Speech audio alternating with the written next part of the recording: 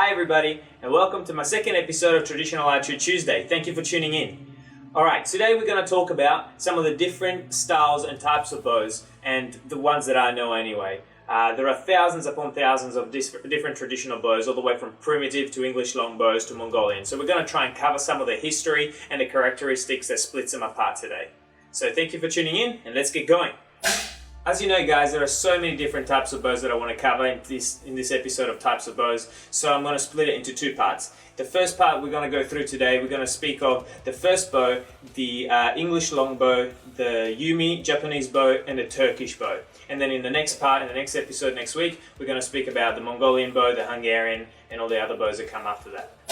Alright guys, so the first bow I'm going to talk about is the first bow. And by that I mean the first bow ever created by humankind. A lot of people believe that the first bow was created by people wanting to go to war, trying to kill each other, but it was actually created for hunting, and that is a big purpose that we use it for nowadays. It is believed that it has taken humans almost 2 million years, if not more, to create the first bow. And we have evidence of that because some of the first arrowheads were found about 64,000 years ago, and we know humans have been around a lot longer than that. So we can assume that the first bow was created from a simple stick or a branch, and then they found that being bendy enough, they put a string on it, and if you pull it back, it can project an arrow or a projectile far enough to be able to hit something with it. And that's probably what the first bow would have looked like, literally just a piece of a stick and a string. So there is not much more that we know about this, of course, because we don't have any evidence, but that's probably the easiest explanation. Now, the second bow that I want to talk about is the English longbow, or should we really call it the Welsh Longbow. So this bow was mainly used in the 100-Year War against the French, and almost the whole of England was stripped bare, and especially Wales, which is the region where the yew trees came from, because the yew was one of the only trees that could actually have that much flexibility and power in the sapling and the core of the tree. They found out that having a D-shape stave combined with using sapling and hardwood together from the core of the tree, of the yew tree, made it a very sturdy, flexible, and yet heavy poundage bow that could be used as an extremely good weapon, especially for very long distances.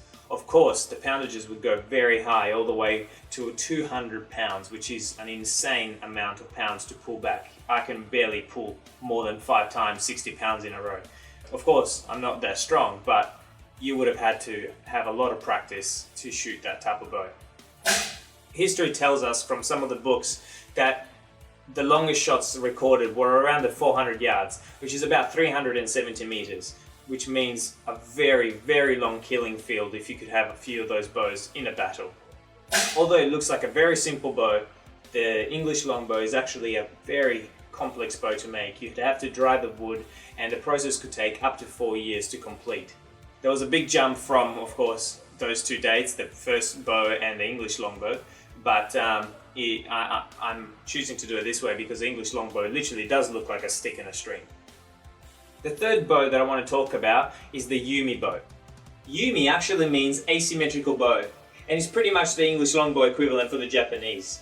The Yumi, although it was developed initially from single branches, it was then redeveloped by using lots of different laminations of bamboos and other woods, including horn. This made it a composite bow that had a lot of efficiency and power. Even though it never went up to 200 pounds of power, it would still be able to fall an enemy because of the arrow speed. And being such a long bow, it was super smooth, and it still is, and modern ones are very smooth to draw. And yeah, they're beautiful bows, no hand shock. Whereas if you shoot an English longbow, it dislocates your arm when you shoot it.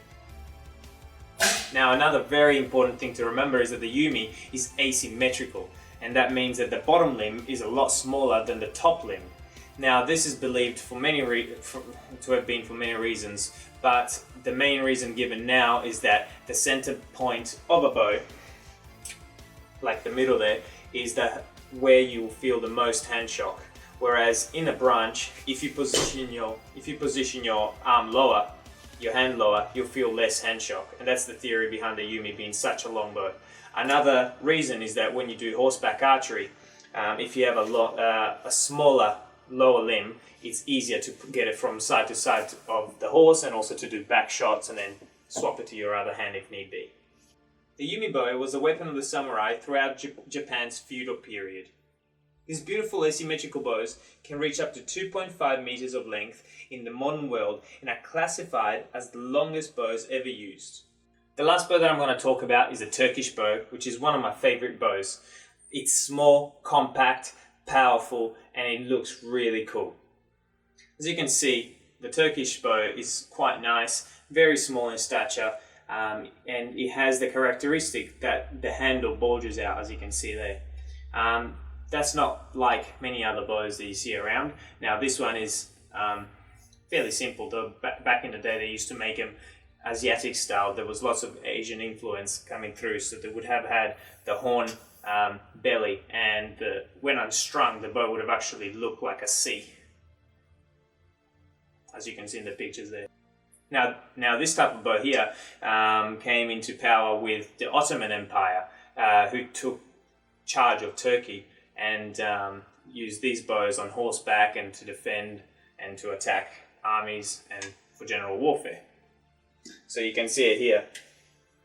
It's quite a beautiful bend of the limbs, and you can see some of the smaller ones created with a horn back can almost have sear to sear touching when you pull it back, which is quite amazing for such a small bow to have that much flexibility and power.